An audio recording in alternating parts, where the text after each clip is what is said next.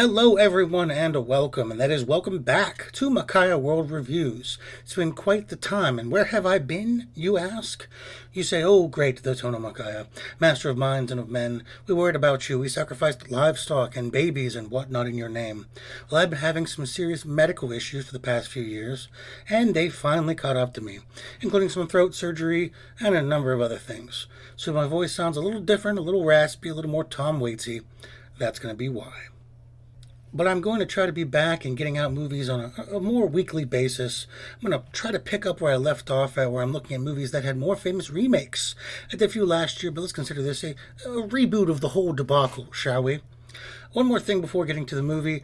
You may have noticed I have new opening music is made by a good friend of mine, Lydia Doward, and her partner, Peter Sauter. Sauter? I don't know. She is a fellow Twin Peaks memer like myself, running the BuffyTheTwinPeaks page. I am so thankful for them for making me something special and unique, and I've linked her Instagram and a SoundCloud down below, so check them out. Very talented people. Starting off here, we'll be talking about the 1962 version of a movie you might be more familiar with old Bob De Niro. But it's not that one, no. It's the Robert Mitchum version of Cape Fear. So go ahead and hit subscribe, and let's head into those murky swamps. So as I said, it's Cape Fear, directed by J. Lee Thompson, man with a long career as a director that had some real classics like Guns of the Navarone, and some real, well, not so classics like some later Planet of the Apes films and Death Wish 4, but in general is a pretty steady hand at the wheel. Written by James R. Webb, a longtime writer that has movies like Pork Chop Hill, Kings of the Sun, and How the West Was Won under his belt. Nothing to scoff at there. Based on a novel called The Executioners by John D. MacDonald. Starring Gregory Peck, an absolute powerhouse of the cinema. He was Horatio Hornblower, Captain Ahab, F. Scott Fitzgerald, Atticus Finch, Douglas MacArthur, Joseph Mengele, and on and on and on. A genuinely talented man that is always a welcome treasure to watch. And Robert Mitchum, another talent that I would argue not quite as extensive as Mr. Peck's. I do have to say, though, Night of the Hunter absolutely would make a top, 20 films for me of all time. But beyond that, he's had a lot of classic performances and just has an aura of that classic tough guy-ness. The movie was released on May 28th, 1962. What came out the same week? The Cabinet of Caligari, an example of modernizing a classic that failed, as it usually does. On all fronts, adding modern sensibility to a film does not make it good, not unless the base of the film is good. This changed so much from the original classic Cabinet of Dr. Caligari, and was hot, wet, oily garbage. And Escape from Hyaurain, a rather competent Yul Brynner vehicle about saving some prisoners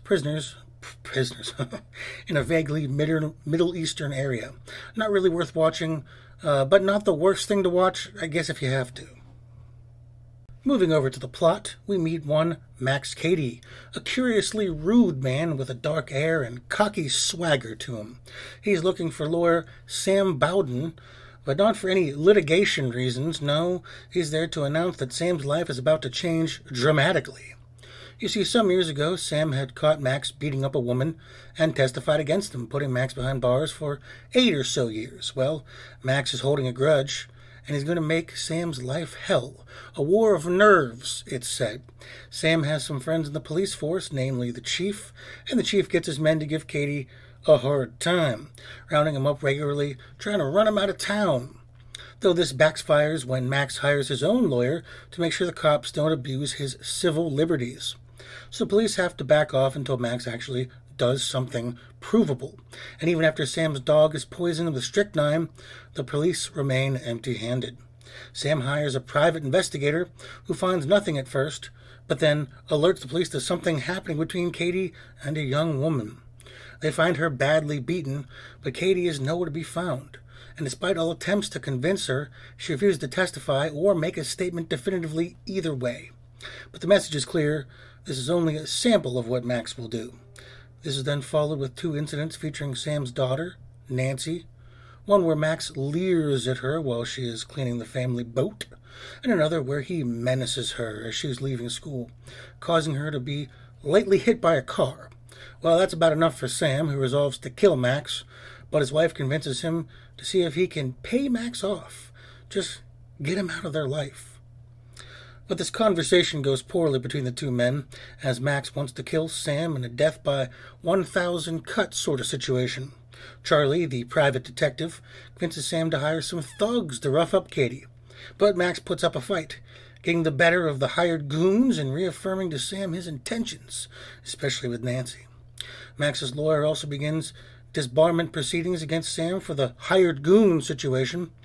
Well, Sam had quite enough of this all and plots to lure Max to a secluded place on the river, on the bayou, hoping he will attack Sam and his family, with the help of a deputy, capture or kill Max Katie once and for all. Thus he does, but Max is a little bit smarter than that, killing the deputy, managing to attack Peggy, Sam's wife, and menace Nancy again, before the two finally come to blows. And after an extended and well-done fight, Sam manages to shoot Max, but doesn't kill him. He reassures Max he will be spending the rest of his life behind bars, in jail. After he is taken away, the family leaves. Worse for the experience. Well, you usually see me here, but the problem is I have a terrible camera. And so everything I shot looked awful and you could barely hear me. So I'm just going to use some B-roll, better than looking at my ugly mug anyways. But let's talk about the movie. I want to talk about the directing and cinematography. To start, frankly, this is an easy win for this film. It's a very tight-looking movie. Has these great shots, lots of coming in at the right angles, lots of build-up, lots of different things being done with camera work that I was impressed with. They knew how to make a scene land, to have just the right amount of tension. From the first shot to the last, I was compelled. And that's even taking away the actors. Literally, some of these shots reminded me of Hitchcock a bit, and we'll see some more comparisons with him in a little bit. And I mean that in the most positive way possible. Good stuff here, and the sets are great. Everything is believable. They feel like real, lived-in spaces and places. The houseboat at the end, though, was a little overdone, tiny bit silly.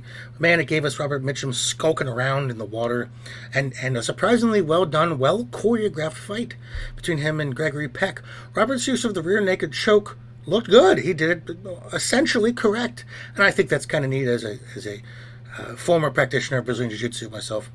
I mentioned the choreography because most of the violence is implied off-screen, only talked about, or we see the results. Of course, it's most of the violence is to women by much larger men, so maybe that's for the best, and I'll get into my feelings on the violence towards women in a little bit, as I'm fairly outspoken about it. Let's talk about the characters. Sam Bowden, played by Gregory Peck, of course.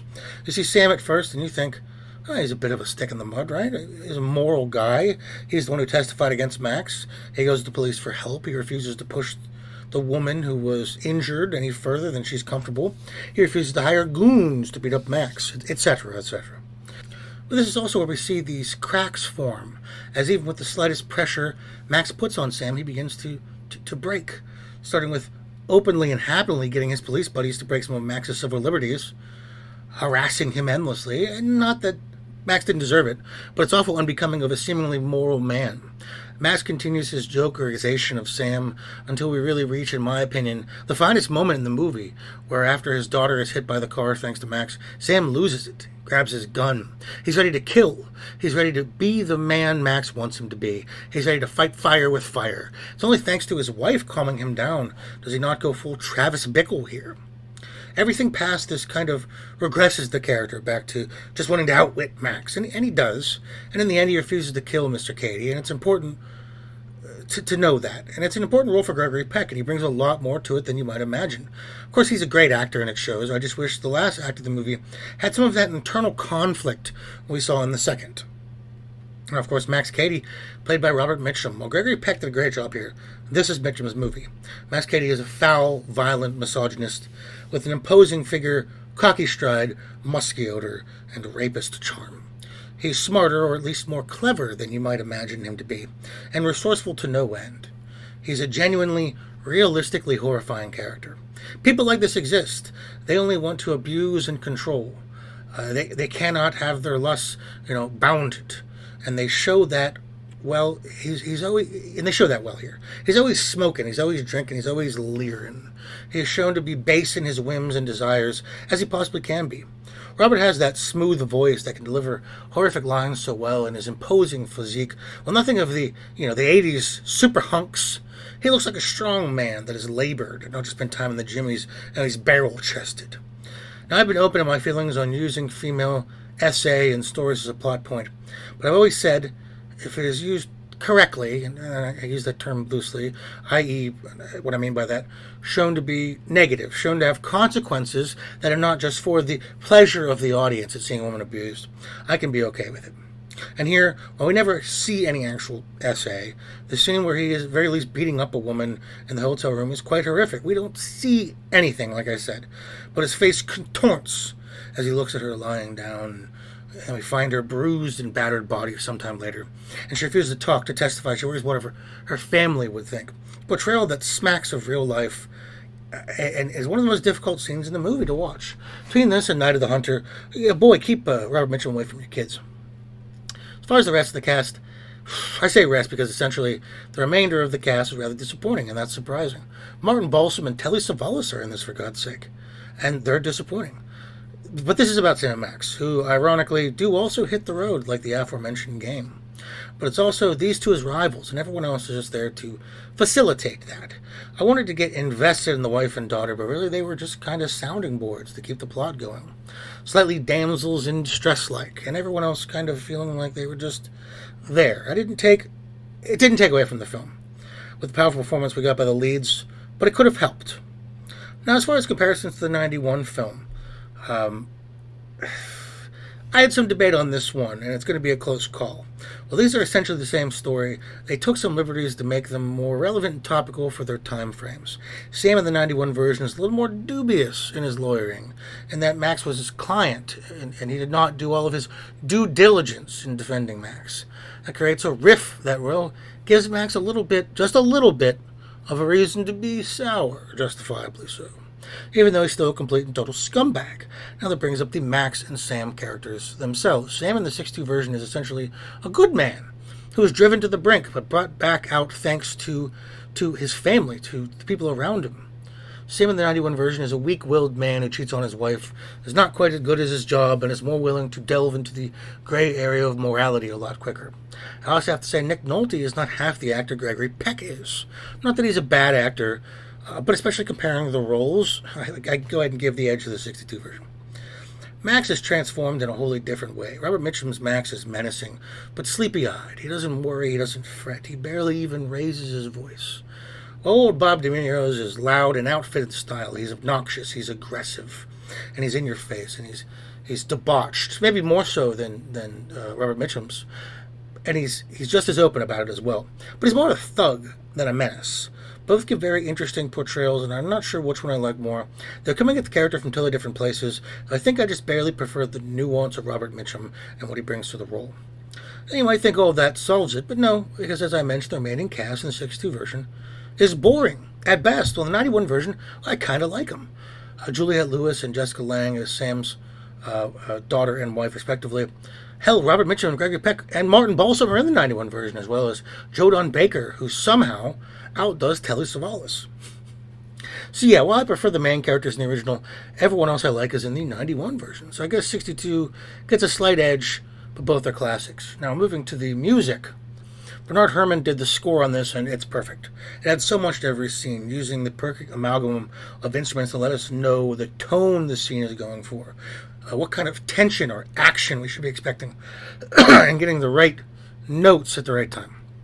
This is a masterclass in a soundtrack, and has been compared once again to some Hitchcock films. This is a score to be studied by other films. It's great. Overall, this is an amazing movie. Sincerely, and on this rewatch, I was surprised at how scary Robert Mitchum actually was, how just awful and cruel he was. So I want to say, if you're approaching either this or the 91 version, obviously there's some trigger warnings. I'm sure you made it this far, you're aware of that, but it never hurts to say. That being said, this is absolutely worth a watch and deserves its rightful place in movie history. Well, that was the tense and exciting Cape Fear from 1962, but which one do you prefer, Mitchum or De Niro? I think they both bring something wildly different to the story, but go ahead and let me know down below what you think. I also want to say thank you for being here with me. I'm happy to be back and Misc doing these reviews, so I appreciate all of you, the many, the few, the whomever that actually take the time to listen to me rambling. From the Tono Makai, Master of Minds and of Men, I love you. Be back next week. I keep up my original movie train with The Crazies. Don't forget to add me on Instagram under DemonPeaks for niche Twin Peaks memes, and you can check my Patreon. There's nothing on there, but if you want to give me a buck, hey, I'm not going to stop you.